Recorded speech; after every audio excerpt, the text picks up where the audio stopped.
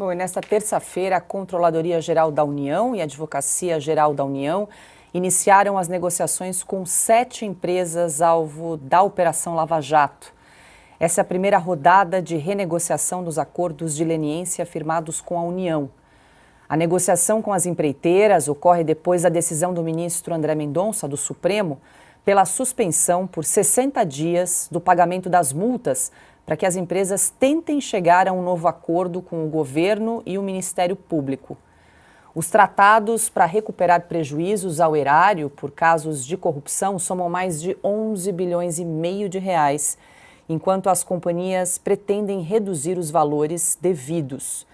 Entre as empresas estão a Braskem, que acordou ressarcimento de 2 bilhões e 800 milhões de reais, a Novonor, antiga Odebrecht, com acordo de 2 bilhões e 700 milhões de reais, além de Camargo Correia, UTC, Andrade Gutierrez, Nova Participações, antiga Egevix e Meta, antiga OAS Pioto. Estamos de volta à agenda do retrocesso aí, de enfrentamento ao combate à corrupção.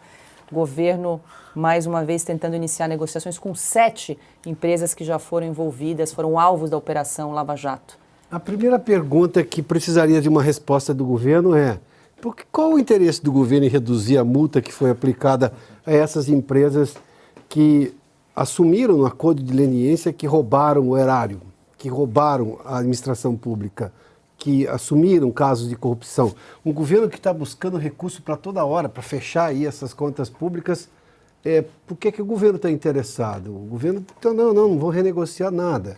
Mas tem uma outra história aqui. O ministro André Mendonça disse que essa negociação não é para reescrever a história. Ou seja, imaginar que essas empresas vão ter absolvição, não vão pagar nada, seria reescrever a história. Ele está dizendo que não é para isso esse tempo que ele deu para haver uma nova renegociação.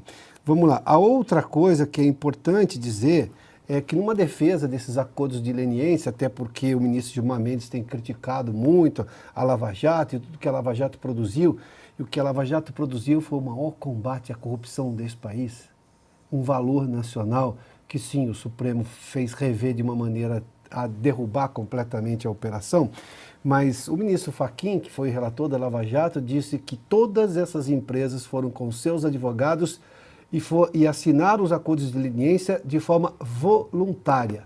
Foi perguntado a cada uma delas se elas estavam lá de forma voluntária, numa defesa, obviamente, de que ninguém pode dizer que assinou isso pressionado. Uma empresa desse tamanho, pressionada com advogados caros, difícil de imaginar. Foi exatamente o que o ministro Fachin disse, se contrapondo de forma muito clara a essa defesa que faz o ministro Gilmar Mendes, aliás, nessa acusação que ele faz a tudo de errado que teria sido a Operação Lava Jato.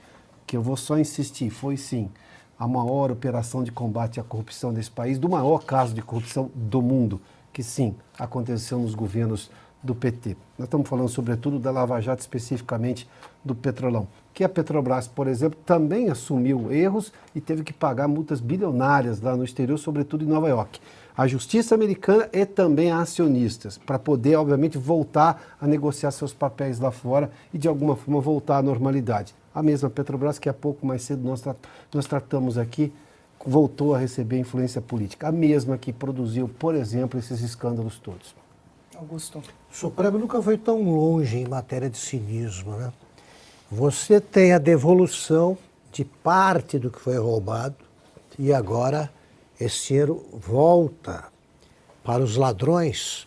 Por quê? Porque um ministro, com o tal voto o monocrático, Dias Toffoli, por exemplo, no caso da JF, né?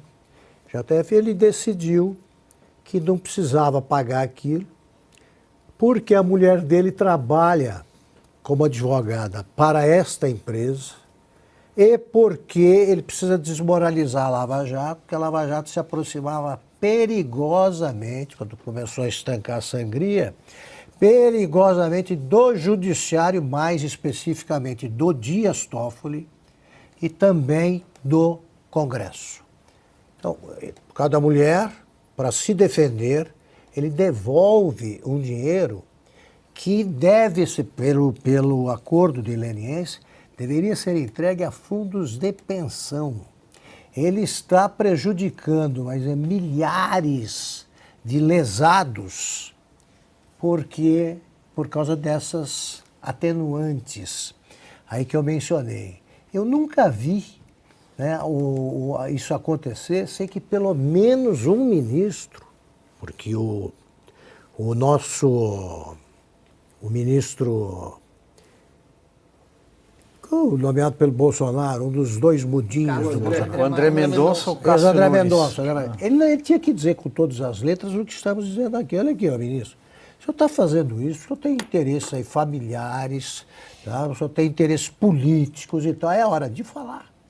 Porque perderam a vergonha. Perderam a vergonha. Como eu comentei isso aqui ontem, acho. Vai o Gilmar Mendes e chorou quase, porque foi torturado. O dono da Odebrecht, meu Deus do céu, eles devolveram uma parte. O Emílio Odebrecht, ele não foi preso um único dia. Tá? Esse dinheiro ameaça voltar às mãos dos ladrões. Esse dinheiro é nosso. É nosso. E ninguém no Supremo a gente faz isso. A imprensa a gente deixa para lá. A imprensa... Eu tenho vergonha dos caras da minha geração, da imprensa de modo geral, e principalmente dos caras da minha geração que não comentam esse assunto, não falam nada. Ou se falam, são capazes aí de justificar. Vários deles acharam que era importante manter as empreiteiras abertas, porque isso aí garantia emprego.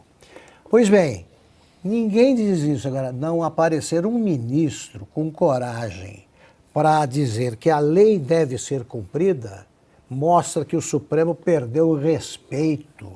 Vai perdendo o respeito dos brasileiros porque deixou de respeitar-se. Essa é a origem do problema.